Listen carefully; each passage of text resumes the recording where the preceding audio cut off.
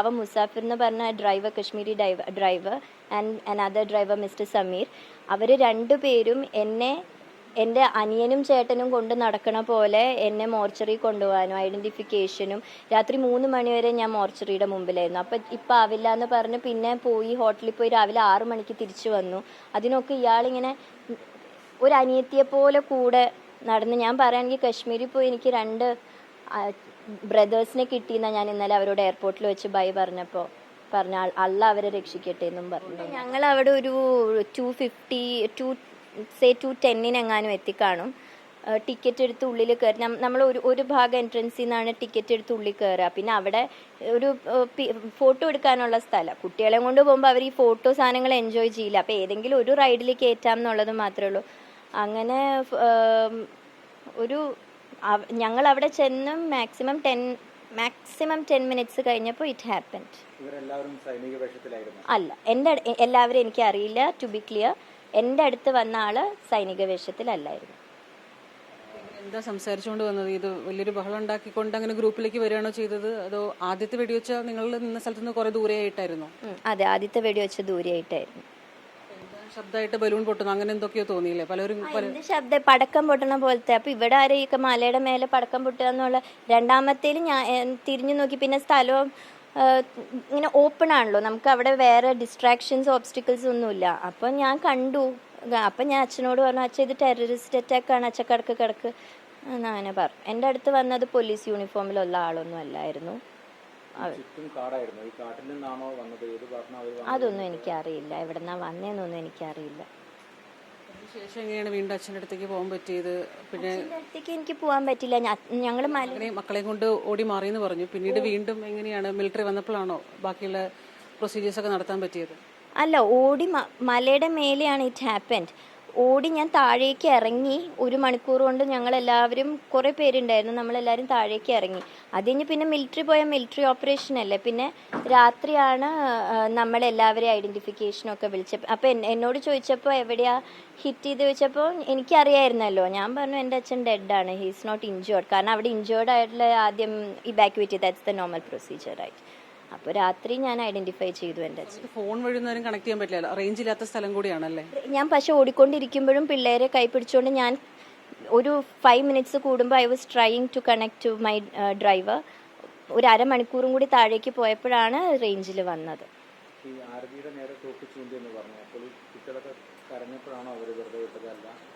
കുട്ടികൾ സ്ക്രീം ചെയ്തിട്ട് അമ്മ ലെറ്റ്സ് മൂവ് എന്ന് പറഞ്ഞപ്പോൾ ഇതിപ്പോൾ ഞാനൊരു ട്രോമയിലാണ് ഇത് പറയണത്. അപ്പോൾ അത് ഇങ്ങനെ ചെയ്തിട്ടാണോ അത് കഴിഞ്ഞിട്ടാണോ എന്നൊക്കെ ചോദിക്കുമ്പോൾ പിള്ളേർ കരഞ്ഞു. എൻ്റെ ഓർമ്മയിൽ പിള്ളേർ കരഞ്ഞു.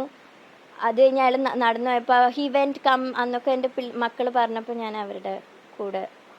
പിന്നെ ഞാൻ കെയിം ടു സെൻസസ് എന്നുള്ളത്.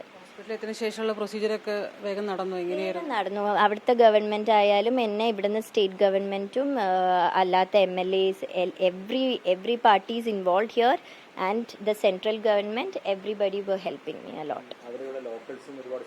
ലോക്കൽസും വളരെയധികം സഹായിച്ചു. അവർ ഷെൽട്ടറും. ഞാൻ ഓടി ഇറങ്ങിയപ്പോൾ അവിടെ നിന്ന് ഇറങ്ങണ വഴിയിൽ അവിടെ ഹിൽട്ടൺ ആണുള്ളത്.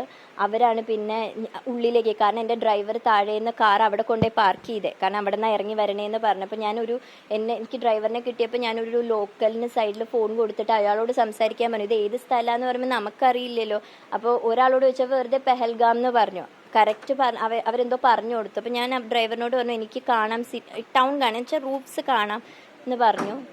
അപ്പോൾ കറക്റ്റ് അയാൾ അവിടുത്തെ അത് കഴിഞ്ഞപ്പോൾ അയാൾ എന്നെ വിളിച്ചു പറഞ്ഞു, മാഡം എന്നെ അങ്ങോട്ട് വിടണില്ല, മാഡം റോട്ടിലേക്ക് വന്നാലും ഒരു 200 മീറ്റർ മുമ്പിലേക്ക് ഓടണം എന്ന് പറഞ്ഞു. അപ്പോഴേക്കും കറക്റ്റ് ആയിരുന്നു. ഞാൻ കാട്ടിൽ നിന്ന് റോട്ടിലേക്ക് ഇറങ്ങുമ്പോഴും എല്ലാവരും ഓടണം, I am following everyone. ഓടുമ്പോഴും അപ്പോഴേക്കും അവിടെ മിലിറ്ററിയും ആംബുലൻസും ഒക്കെ എത്തിക്കഴിഞ്ഞു. Means to save the people, injured പീപ്പിളിനെയൊക്കെ കൊണ്ടുപോകും. കാരണം വരുന്നവരുടെയൊക്കെ കാല് അതൊരു മഷി ഏരിയ ആണ്, സ്റ്റോൺസും ഇതൊക്കെ ആയിട്ട്. അപ്പം നമ്മളുടെ കാല് പൂണ്ട് പോകുമ്പോൾ നമുക്ക് എത്ര പൂണ്ടു എന്ന് അറിയില്ല. അപ്പോൾ എടുക്കുമ്പോൾ ഇത് വളഞ്ഞിട്ടൊക്കെ അങ്ങനെയൊക്കെ നമ്മൾ ഷൂസൊക്കെ, എൻ്റെ പിള്ളേർക്കും നമ്മൾ ഷൂസ് ഇല്ലാണ്ട് ഓടിയൊക്കെ വന്നത്. അപ്പം അങ്ങനെ അവിടെ എത്തുമ്പോൾ ഹിൽട്ടൺ ആയിരുന്നു. അപ്പോൾ അതിൻ്റെ മുമ്പിൽ ഞാൻ അമ്മയെ വെയിറ്റ് ചെയ്തിരുന്നപ്പോൾ ഡ്രൈവർ കാർ അവിടെയായിരുന്നു പാർക്ക് ചെയ്തിരുന്നത്. അങ്ങനെയാണ് ഞാൻ ആ ഹിൽട്ടണിൽ അവർ നമുക്ക് ലോബിയിൽ ഇരുത്തി. പിന്നെ ഞാൻ ഇതിനു വേണ്ടി പുറത്ത് നടക്കുമായിരുന്നു. പല കോൾസും കാര്യങ്ങളും, ഡിസ്ക്രിപ്ഷൻ ഓഫ് ദി ടെററിസ്റ്റ്, അങ്ങനെ ഓരോന്നൊക്കെ ആയിട്ട് നടക്കുമായിരുന്നു. അപ്പം പിന്നെ അവർ റൂം അമ്മയ്ക്കൊക്കെ കൊടുത്ത് അതിന് പേയ്മെൻറ്റോ ഒന്നുമില്ല. എൻ്റെ കൂടെ ആ പാവം മുസാഫിർ എന്ന് പറഞ്ഞ driver, Kashmiri driver and another driver mister Sameer, അവർ രണ്ടുപേരും എൻ്റെ അനിയനും ചേട്ടനും കൊണ്ട് നടക്കണ പോലെ എന്നെ മോർച്ചറി കൊണ്ടുപോകാനും ഐഡൻറ്റിഫിക്കേഷനും, രാത്രി 3 മണിവരെ ഞാൻ മോർച്ചറിയുടെ മുമ്പിലായിരുന്നു. അപ്പം ഇപ്പം ആവില്ല എന്ന് പറഞ്ഞ് പിന്നെ പോയി ഹോട്ടലിൽ പോയി രാവിലെ 6 മണിക്ക് തിരിച്ചു വന്നു. അതിനൊക്കെ ഇയാളിങ്ങനെ ഒരു അനിയത്തിയെ പോലെ കൂടെ നടന്ന്. ഞാൻ പറയുകയാണെങ്കിൽ കശ്മീരിൽ പോയി എനിക്ക് 2 ബ്രദേഴ്സിനെ കിട്ടിയെന്നാണ് ഞാൻ ഇന്നലെ അവരോട് എയർപോർട്ടിൽ വെച്ച് ബൈ പറഞ്ഞപ്പോൾ അല്ല അവരെ രക്ഷിക്കട്ടെ എന്നും പറഞ്ഞു ഞാൻ. അപ്പോൾ അവർ സാധാരണമായിട്ടുള്ള അനുഭവമാണ്. ആ സമയത്തൊക്കെ അമ്മ ഇവരെ അറിഞ്ഞിരുന്നില്ലേ? എങ്ങനെയാണ് മാനേജ് ചെയ്തത് ഒരു ആ സമയത്ത്? കാരണം ഞാൻ ഏത് പോലീസിനോട് പറയുമ്പോഴും എവിടെ പറയുമ്പോഴും എൻ്റെ അമ്മ അറിയരുത്. കാരണം എനിക്ക് അമ്മയും പിള്ളേരെയും കൊണ്ട് മാനേജ് ചെയ്ത് വരണമല്ലോ. അപ്പം പറയരുത് എന്നുള്ളത് ഞാൻ പറയുമായിരുന്നു.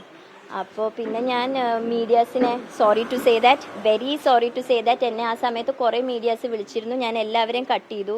I didn't entertain any call. മീഡിയാസിനെ ഹോട്ടലിലും ഞാൻ അഡ്മിറ്റ് ചെയ്തിരുന്നില്ല. പിന്നെ ഹോട്ടലിൽ ഞാൻ എത്തുന്നതിന് മുമ്പ് I had asked the T V connections to be removed. Srinagar എയർപോർട്ടിലെ ടി വി കണക്ഷൻസ് ഞാൻ റിമൂവ് ചെയ്യാൻ പറഞ്ഞു. സോ അമ്മ don't see the news. And ലോഞ്ചിൽ എല്ലാ വിക്ടിംസും വന്നിരിക്കുമ്പോൾ ഐ വെൻറ്റ് വിത്ത് അമ്മ to the normal gate area. അപ്പോൾ അമ്മയ്ക്ക്, കാരണം അവിടെ വരുന്നത് ഇപ്പം ഞങ്ങളിരിക്കുന്ന പോലത്തെ ട്രോമയിലുള്ള ആൾക്കാരാണ്. ഞാൻ was pretending to be strong. അച്ഛൻ ഹേർട്ടായി എന്നാണ് പറഞ്ഞത്. അപ്പോൾ അച്ഛന് മെഡിക്കൽ ട്രീറ്റ്മെൻറ്റ് വേണം, അതിന് കൊണ്ടുവരണമെന്നാണ് അമ്മയോട് പറഞ്ഞത്. അങ്ങനെ അമ്മയെ മാനേജ് ചെയ്തു.